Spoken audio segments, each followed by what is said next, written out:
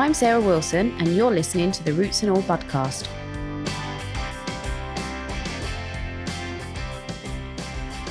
Hello and welcome to this week's episode of the Bugcast.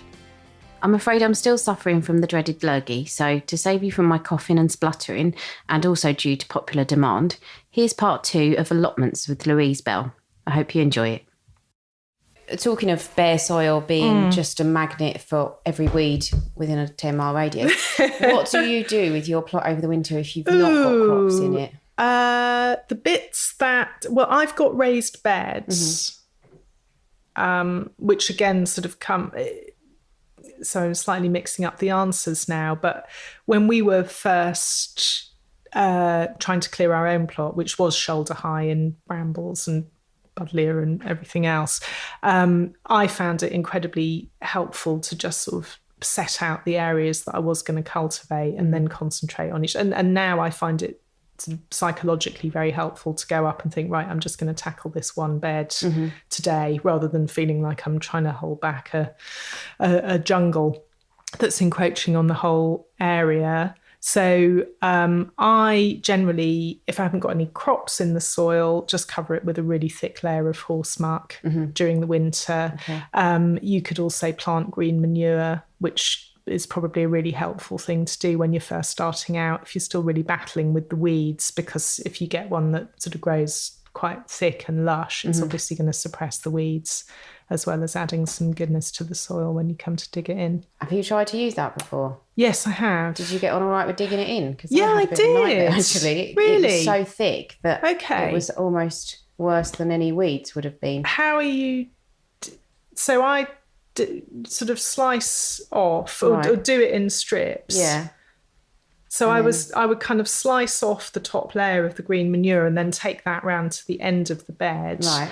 Then dig a trench and then tip the next slice of green manure into the bottom of the trench. I think you have to be quite systematic about it, rather than just sort of going over the whole area and trying to chop it up. So you need to hoping that it's going to disappear. Yeah. Yes. Yeah. Okay. Yes. Yeah. Tip it into the bottom of the trench, put the soil on top of it, and then you've created your next trench. The most pernicious weed on our site, and without a question, is couch grass. Right, okay. And that is obviously quite a difficult one to deal with because it sends out it has this sort of mat of runner type roots. Yeah. And if you rotivate, for example, you just chop up those, it's kind of Sorcerer's Apprentice, you chop up those roots into tiny little sections, and then each section grows into more couch grass. So you really have got to dig it out manually if you're going to try to do it that way. But I have seen people grow vegetables really, really successfully by literally just piling stuff on top of the couch grass, not worrying about it at all. I think it's called lasagna gardening, where you might put down something that's going to biodegrade, but something like a layer of cardboard to help suppress the weeds and reduce their vigour. And then on top of that, just pile mounds and mounds of compost and muck. And, you could bring spent compost from your garden if you've got loads of stuff in pots or whatever. All that would be perfect. Bit of topsoil, maybe, really whatever is around. Yeah. And then just plant into that. I'm a big proponent of that. It's much easier than trying to dig through and get every last scrap of weed out. Yeah. So couch grass obviously is horrible. The other horrible, nasty ones that you might come across on your allotment? Well, I feel like I'm kind of responsible for bringing most of them in, because I think I bring a lot of weedy horse muck onto my allotment. So I have got a lot of bindweed, but I know that you're a really big fan of bindweed. So aren't you? No, I thought you loved... Who was I talking to the other day that loves bindweed? I mean, it is incredibly pretty. But I don't, I wouldn't say that I would leave it in situ. But it does tend to strangle your plants. Yeah. I mean, that is quite a difficult one to get rid of, because by the time you're aware of it, it's kind of really got a hold. And typically it's also then growing up, hopefully so have some of the plants that you do actually want to grow. So then you've got that situation where it's tangled in amongst all of the plants that you do actually want. And when you try to yank it out, it has a horrible tendency to damage them, or I'm always kind of yanking it out and then ripping off all the raspberries. Actually, it's one of my favourite beheading things. It is one of my favourite plant weeds, because it's actually one of my favourites to weed out, because it's very satisfying. It is very, if you can get it at the bottom and get a really good yank, get all those white beet lace roots out. It's great fun. Yeah, it is really satisfying. I mean, I would say probably from my experience with more ornamental gardening, probably the things you want to watch out for are brambles. Yes. And mare's tail, I would imagine, would be fairly horrendous to deal with on a plot, would it?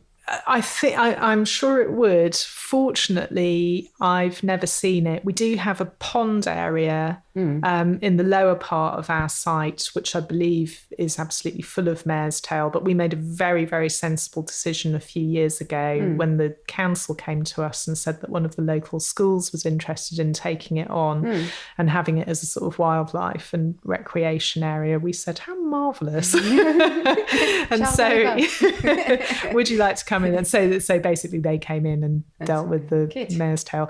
We do have Japanese knotweed. Oh, lovely. Yeah, but again, fortunately, some distance away from my plot. Eek. Yeah. I don't want to see that. No, you don't. And ground elder is pretty horrible. Yeah. Again, it's couch grass is the number one enemy. Yeah. And I, touch wood, we dug it out very, very thoroughly when we first got there. I will, as I already said, we were creating raised beds. So we had very clearly demarcated areas that we were cultivating, and therefore also very clearly demarcated areas for our paths.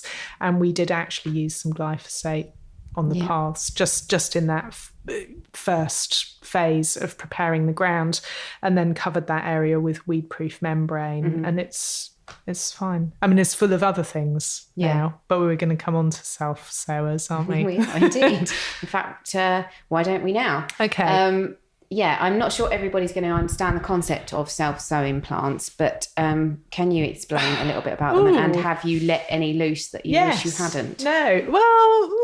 Or of any of your neighbours? And no, because another reason that I didn't mention for choosing the plot that I did is that I am next to some of the best gardeners on the entire site, which is very handy in terms of getting freebies and also not being bothered. I'm the person most likely in our corner to be spreading unwanted weed seeds, I think, rather than any of them. So I don't know if I can define a self-sowing plant. You're probably better at that than me, but it's one that I guess has some mechanism for kind of broadcasting its seeds when it comes to the end of its own life, whether they sort of go pop or are carried away by the breeze, and have the ability to establish themselves wherever they fall. I think I said this to you already, but when you asked me that question, it made me think a lot about what's growing on the allotment at the moment, and I thought, I better deal with these foxglove seed heads. And of course you go and cut down one of the dead brown spikes. I mean, I was picking seeds out of my clothes and my ears. I was going to say ears. They're always getting your ears. Because they're and you can hear them rattling, and you just each of those foxglove spikes is like 50,000 plants. So my plot, I mean, it does have these clearly marked beds and paths, so it has got a structure, but it's very, very woolly around the edges. I have got an awful lot of I've got foxgloves, I've got self-heal, the little creeping stuff with the purple flowers. I've got linaria, which is a toad flax. I've got nasturtiums, I've got calendula, which is the pot marigold. I've got borage, and none of these are things that so I suppose that's that's another part of the definition, isn't it? It's not that I go in each year and sprinkle these seeds for these things around in an artful way.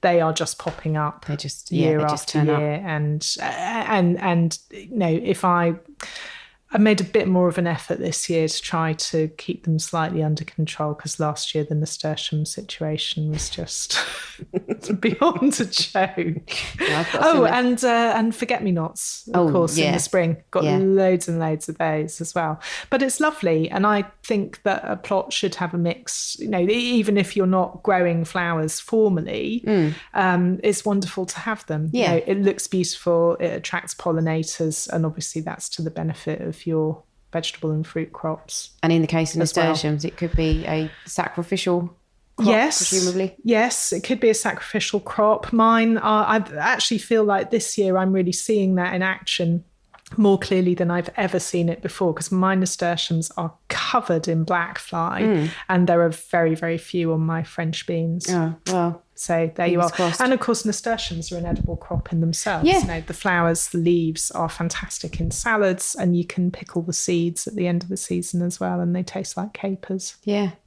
One of the, I do have a bit of borage hell going on at the moment in one of my gardens, because that's seeded around everywhere. But one of the most invasive things I think I've planted in a veg garden is New Zealand spinach. Have you come across that? No.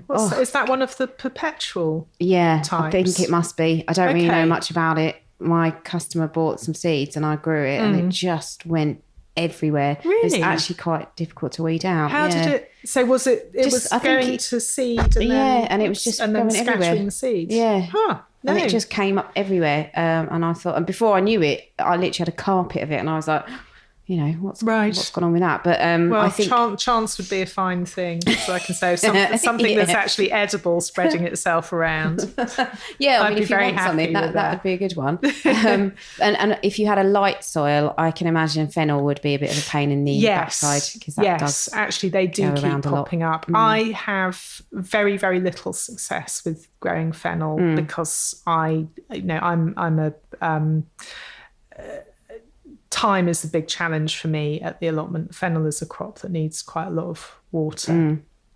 You need to be doing that well, and you need to be doing it regularly. But I do, so what I tend to do actually, because I really like it, is actually just grow it for the tops rather than for the bulbs. But you're right, it does, and the flowers, of course, gorgeous. Yeah. And it does spread itself around. You're right, it keeps popping up, but it's beautiful. So it's lovely. And it's I can imagine that might be a pest in an ornamental garden where you're trying to really control it, but my whole attitude to the allotment, as you're probably beginning to guess, is quite laissez-faire. Indeed. I don't think that's a bad thing. So talking of watering fennel, yes, how often are you going to have to water your crops in the summer? At the moment, and obviously we're speaking at a time when we're having an unprecedentedly warm spell of weather, I'm going up there every other day and watering. Which, to be honest, is probably not enough. Yeah, I can imagine once a day really would be ideal, but you have to be realistic. Yeah, exactly. And just accept that some things are maybe not going to thrive. Yeah, same with the gardens at the moment. You just have to be a bit... Yeah, but it swings and roundabouts, isn't it? I mean, I've had years growing where there's... The one thing I have learned is that something different goes wrong every single year. And I've had years where I've not been able to grow courgettes or squashes because we've just... And I know growing a courgette is something that a 3-year-old could do. And everyone keeps saying, oh, it's so easy. But they need sun. They're Mediterranean plants and they need water as well because they're big watery plants too. But without the sun, they're just not going to ripen. No. And I've had pathetic crops of those. And this year they're amazing. Yeah. So I think it's just a question really of making them, and they manage your expectations. Actually, maybe that is the best piece of advice I could give anyone. So actually that I think probably is quite pertinent for another one of my questions, which was, you might go into this thinking you are going to produce enough to feed maybe your family of 4. How likely is that? You're already smiling, Riley. Well, I mean, we're a family of two, but I like to cook a lot. I've often got other people around to cook. If it's a good year, I'll be pretty much self-sufficient in vegetables throughout the summer.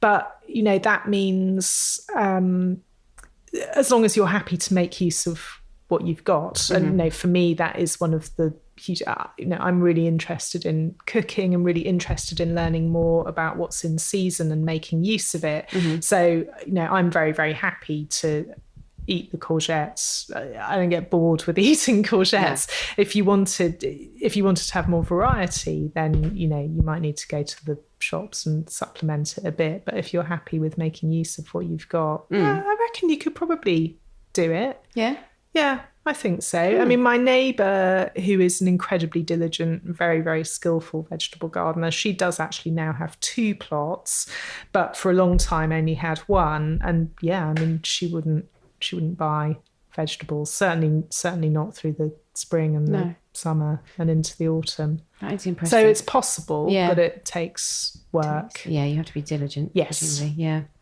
So what, talking about courgettes, obviously that is one of the common ones that everyone has a glut of. Mm-hmm. Are there other things that you think you start the year off and you think, I'll plant, I'll sow the whole packet of seeds of those and then they have a good germination rate, then you plant the plants and then you end up thinking, I wish I'd only put in about 3 plants.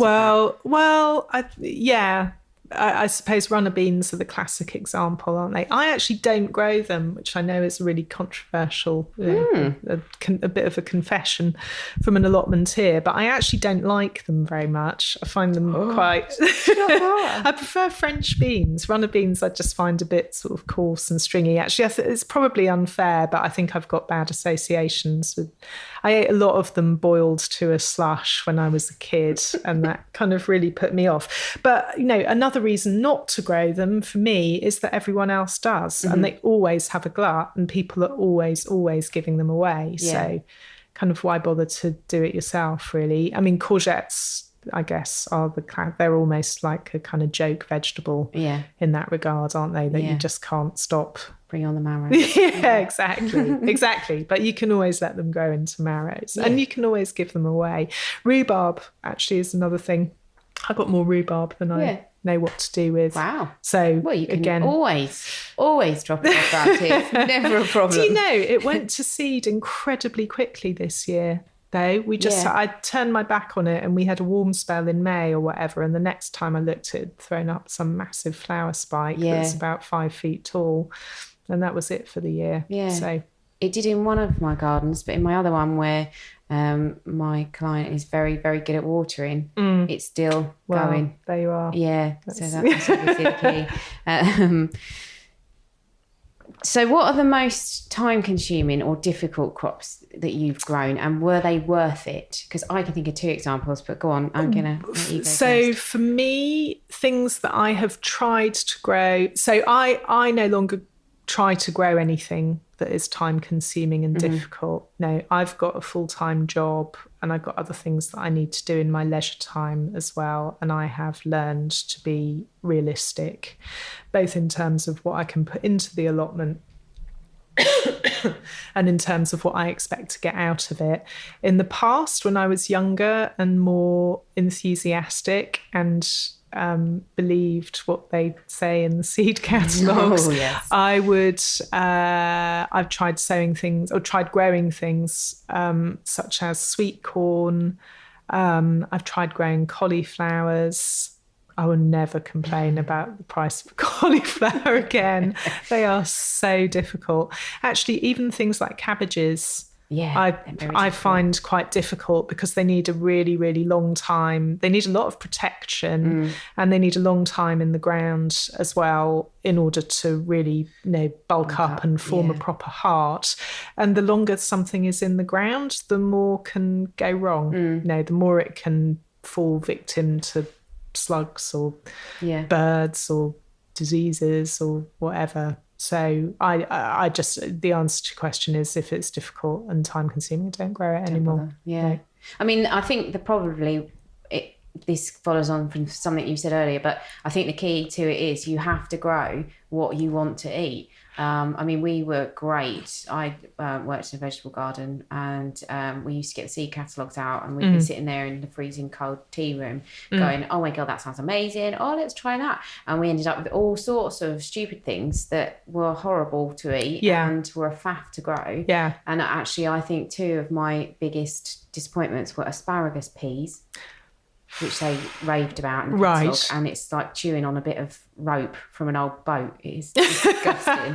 And cucumber melons, have you ever come across those? No, I haven't. Well, again, they were another bit of a fad, and they look lovely. They're like little tiny jewels. You'd like to be able to string them on a necklace, right? But to eat, they're inedible, and I don't care if anyone says that they are. They're so just not. What are you supposed to do with them? I think you're supposed fruit to be able to eat. Vegetable, they are like a cross between the two. A cucumber and a melon. You are supposed to be able to eat them, right? But you wouldn't unless you were starving. I don't imagine you would eat them. So yeah, it's very easy to get carried away, isn't it? With the catalogues. Yeah. Although actually, just your mentioning of asparagus peas makes me think about 2 things. One, I grew something this year called garnish peas. Have you ever come across those? And the idea is that that you can eat the whole lot. So you can eat the peas, you eat the peas in the pod, and you can eat the flowers, and you can eat the pea shoots. I mean, I kind of question that really, because I would say that actually you can do that with ordinary peas too. It's nothing special, but anyway, that's how they're marketed. But actually I found, again, it may not be a fair comment because it has been so dry.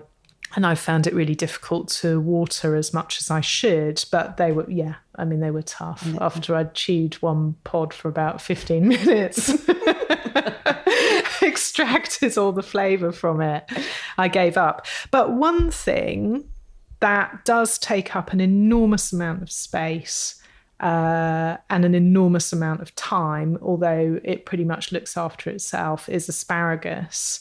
And I'm actually really glad that I've got a bed of asparagus on my plot. It's a bit of a disaster area. Not all of the crowns took.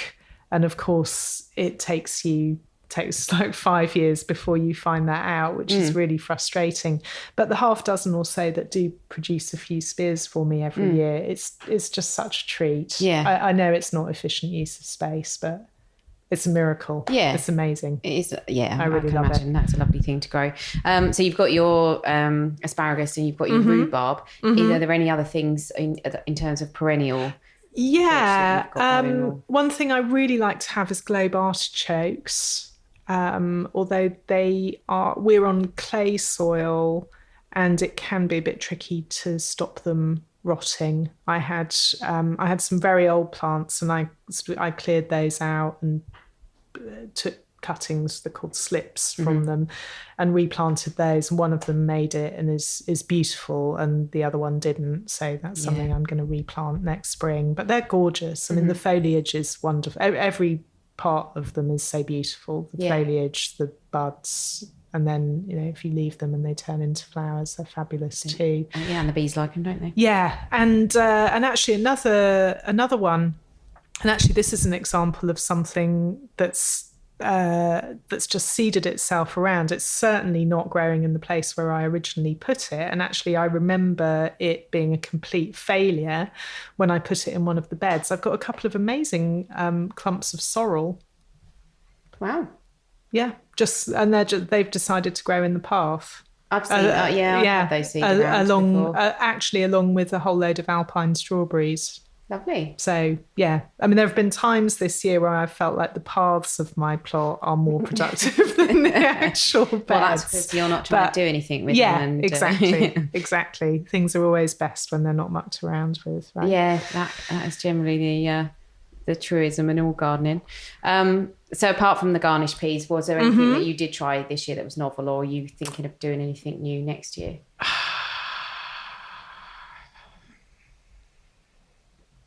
No, I would say probably not. I am a bit of a creature of habit but again, I think that is about knowing what is worth putting your time into and what's going to give you a reward. I mean, one thing that I have done this year that's a little bit different, probably slightly aside from the allotment itself, is to grow more stuff in containers.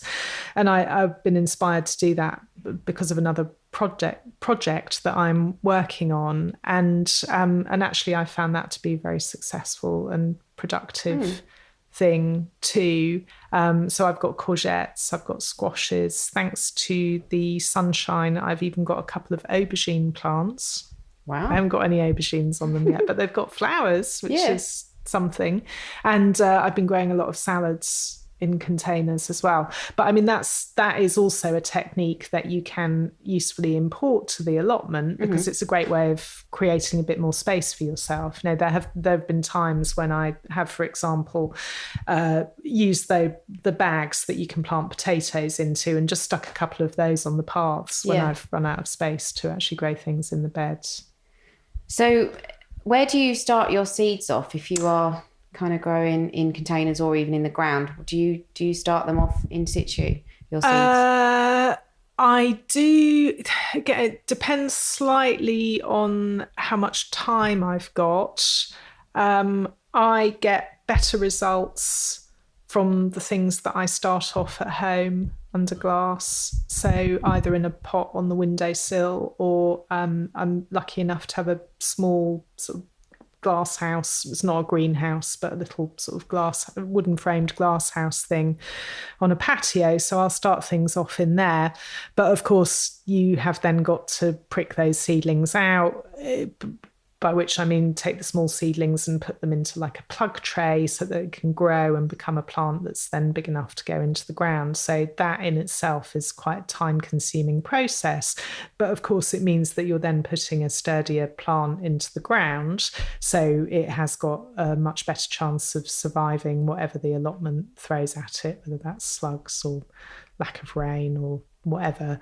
With seeds, it's amazing when it works, but because it's just so simple, you spend, 2 minutes sowing a row of whatever, you go back, you water it and you go back and they've come up and you think, gosh, this is a miracle. But I find that it's very, very hit and miss sowing direct. So ideally, I'd start things off at home, get them ready to plant out. In practice, I do a bit of a mixture. So I'll sow direct just on the off chance that it works, but I'll also sow some back at home just as sort of belt and braces. Yeah, that's what my approach would be. I can propagate things from cuttings like there's no tomorrow, but seeds, I think I've got a curse on me. I can't get them to germinate at all. Other way round. Can't do all cuttings die, even the ones where people say, oh, that's so easy.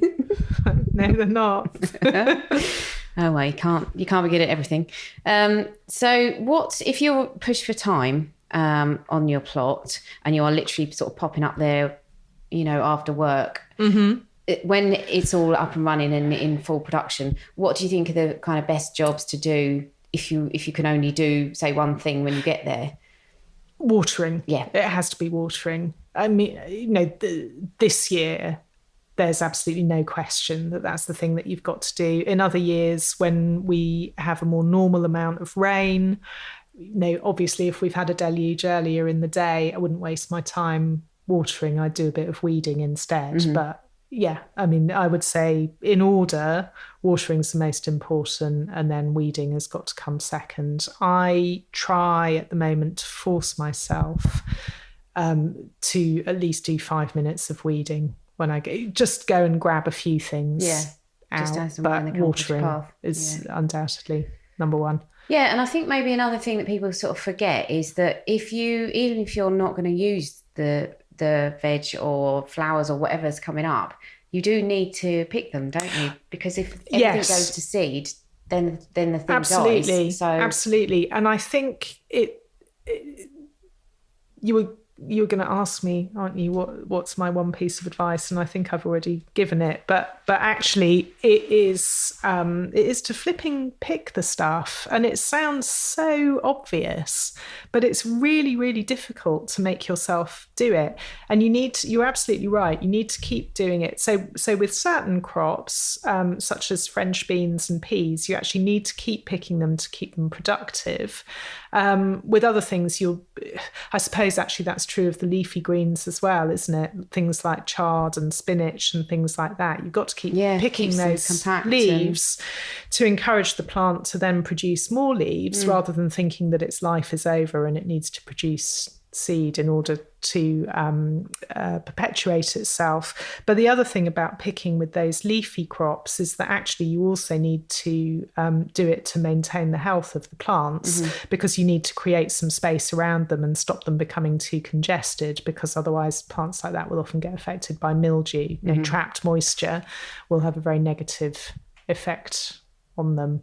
But yeah, I don't know why it's so difficult to pick. Because I think you're just so overwhelmed with the miracle of having grown it in the first place. Maybe, and you want to just keep going back and looking at it rather than making it look scruffy by cutting it down and eating it. But yes, it's really important to remember why you're doing it, and to keep in mind that you will actually be, by picking, you'll be producing more. And obviously there are some things like when you cut a cabbage down, if you've actually managed to grow one, then that is a one-shot deal. But most things will reward you by producing more if you keep on top of it. Yeah, I mean, for me, the job that I did when I was working in the veg garden, without fail, every single day, and it would take me sometimes hours, was to deadhead things like even the calendulas, and certainly sweet peas. You can't afford to be missing any that have gone to seed, otherwise it's going to wreck the plant. So in order to keep it going throughout the year,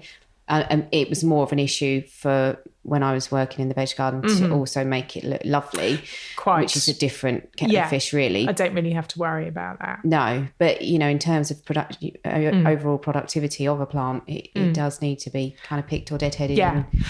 And the other thing that I would say, and this is definitely a mistake that I made in the early days, is that if you see something on the plant and it's looking good and it looks like it's ready to eat, pick it, even if that means you pick 12 French beans, or, as is more often the case with me, 2 spears of asparagus. I remember when I first started with the asparagus, and I used to think, I must wait until we've got enough for a whole plateful for 2 of us to eat. And of course, if you do that, you lose the spears that you saw on the first day, because by the time you come back, they will have grown into a tree and they'll be completely inedible. So just pick it and use it. And I've got really, really used now to rather all of my vegetable dishes kind of feature a mixture of everything, because I might only have 1 courgette, might only have a really small handful of beans or peas or whatever, but pick them and use them.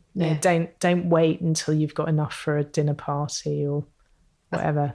Just change the way you cook. If you were thinking that you might, as I said about popping up after work in summer and what are the kind of main jobs, if you do think maybe it's all becoming a bit stressful and a bit much, and you think you can't possibly kind of cultivate the entire space that you've got, is it possible to do a plot share with someone, or could you do something else? Could you set that bit aside and grow something else on it for just a year until you were a bit more sorted? I would think the most sensible thing to do with it would be to try to find somebody to share it with you. But the number one thing would be, tell the committee or tell the council or whatever that that's what you're trying to do. I mean, in our case, our committee would be very proactive in trying to find someone for you to share with. If whatever you do, don't just leave it because there are rules on the proportion of the plot that you need to have cultivated within a certain period of time, and obviously if you don't do that, you are going to fall foul of those. But I would say mostly people are very sympathetic to that. The committee or the council or whoever doesn't want you to fail. So if it is a question of needing a little bit more time, but why not get someone else involved? Brilliant. Someone else to do the watering.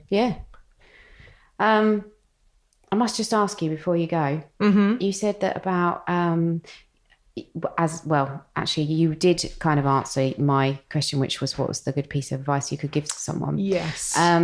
So my other burning question that I'm going to finish with is, you mentioned your key toolkit that you take with you, and you said a good trowel. What trowel do you use? Actually, I don't follow my own advice. I know, there we are. I've got a really beautiful trowel at home, which is the Sneerbore heart-shaped one that I bought in the shop at Great Dixter, although it is obviously available in other places. And it's a real pleasure to use because it's a lovely size and it's got a nice point on it. So it makes it very easy to dig with. At the Allotment, I have a really crap trowel, cheap one that I've got. We're not going to mention the brand name of that, are we? No, it doesn't have a brand name. Yeah. From the local DIY shop, I have a pair of incredibly blunt, annoying secateurs that don't even close properly. The one thing I have got is a decent spade, but actually one thing I'm going to do this autumn is upgrade my Allotment toolkit, because it's just, I've got great stuff at home and it all works really well. And then I get up there and I can't do the things that I need to do because, you see, again, I think it's that kind of make, do and mend thing. You sort of think, oh, it's an allotment, I shouldn't be spending money on it. But actually it's nuts trying to work with rubbish tools. Agreed. Thanks for listening, and thanks to Louise for taking part in the interview. I've just given away a copy of Matthew Appleby's book, The Super Organic Gardener, on my Twitter account, and I'll be bringing you more giveaways, so don't forget to follow me on my social media channels. I'm Roots and All on Twitter and Facebook, and Roots and All Pod on Instagram. Also, please rate and review the podcast in iTunes.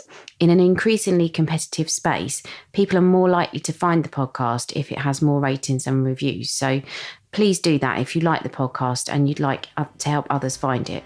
And don't forget, you can find me on Patreon and GoFundMe by searching Roots and All Podcast, and you can support my work there too. So thanks for listening, and I'll catch you next week when hopefully I'll have stopped coughing.